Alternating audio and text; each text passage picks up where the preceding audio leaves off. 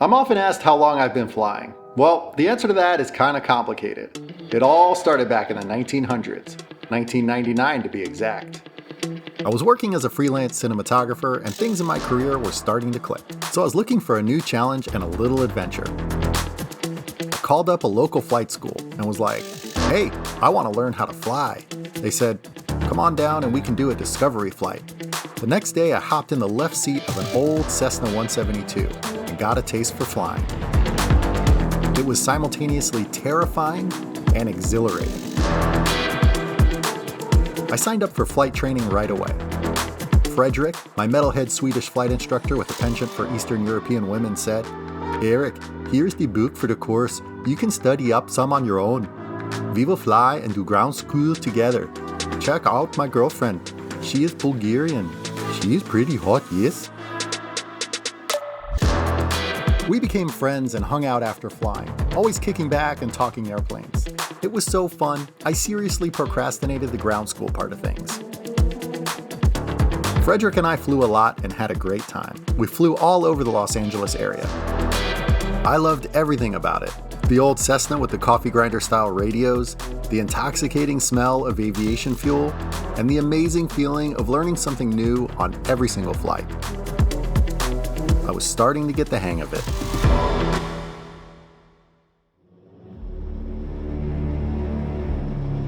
The day came for my first solo, and Frederick hopped out of the plane and said, "You're on your own, Eric."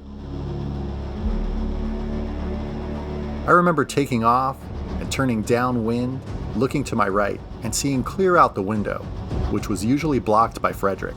I thought, oh man, what have I done? It's one of those moments where you just have to make it happen. The pressure is on. I landed the plane a little fast, and that old Cessna had a bad shimmy dampener on the nose wheel, and it started to vibrate like crazy, shaking the whole plane and making it veer off to the left of the runway. I managed to get it back to the center, and the next couple landings were way better. The rest of the training went great and was super fun. I was getting close to the check ride, the big flying test. In the meantime, I had been getting back together with my ex-girlfriend, and things got serious again. We got engaged to be married, and I realized I have to pay for the honeymoon. Flight training would have to wait. I put up my flight bag. Once married and after we got settled into our house, my wife said, we should have a baby. It usually takes about a year of trying. Well, 1 month later she said, I'm pregnant! After that, my flight bag sat in the garage gathering dust. 2 kids, buying a house, and working hard to build a career took up my time, and money was tight. I sold my headset, pilot supplies, and flight bag on Craigslist.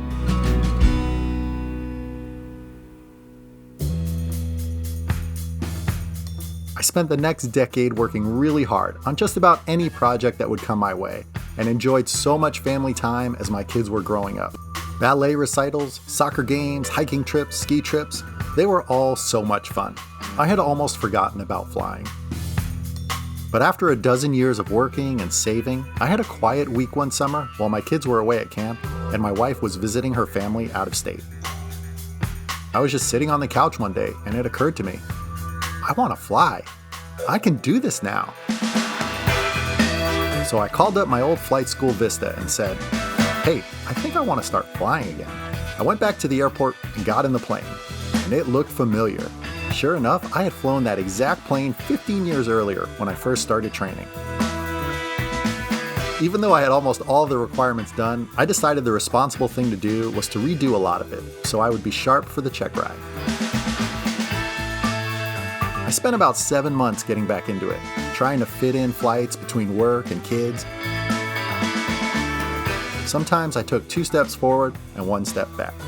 Sometimes it was frustrating, but I kept my eye on the prize. We flew all over LA to some familiar airports and some new ones too. I studied the ground school stuff on my own, and it actually felt amazing to be learning something new again and preparing for a test. I took that written test and passed with a 100% score. Check ride day came and I knew I was ready. It all went smoothly, and after the flight, the examiner gave me that precious piece of paper. It was one of the best feelings in the world. And my life was about to change. With a new license and a firm addiction to the skies, I realized, I think I want to buy a plane. So we got a little 4-seat Piper, and we flew that airplane all around the LA area. Then we sold that one and bought a 6-seater that we totally renovated. I made a video about that plane, and it went viral and helped launch this YouTube channel.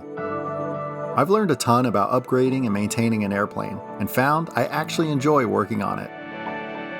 Aviation has given us some incredible adventures, and helped us make lasting memories, like fly and bike day trips, big family vacations, One-Eye Willie's close, just chilling on the beach in Mexico, and flying to a camping concert weekend at the Gorge Amphitheater. Going somewhere in the plane has become a great excuse to spend time together and explore unique places with renewed curiosity. I've faced demanding situations in the air that have required planning, tough decision-making, intense multitasking, and even hand-eye coordination. Because things don't always go as planned, like the front baggage door popping open over Hollywood, flying into unforecast weather, and landing in gnarly crosswinds that pushed my abilities. My wife started out completely terrified of flying in a small plane, but over the years has grown more comfortable and recently took a pinch hitter course with top flight instructor Jason Miller. Now she actually enjoys flying. That was amazing! And that's brought us closer together. These challenges have led to so much personal growth for both of us. It's been a true gift. And it's inspired me to use aviation to help others. I've been lucky enough to fly volunteer missions transporting animals to safety for pilots and paws, and fly medical patients for Angel Flight West. Aviation has motivated me to share the experience with others by starting this YouTube channel and an amazing community on Patreon, without whose support, none of this would be possible. I've connected with many other passionate aviators, and it's been so rewarding.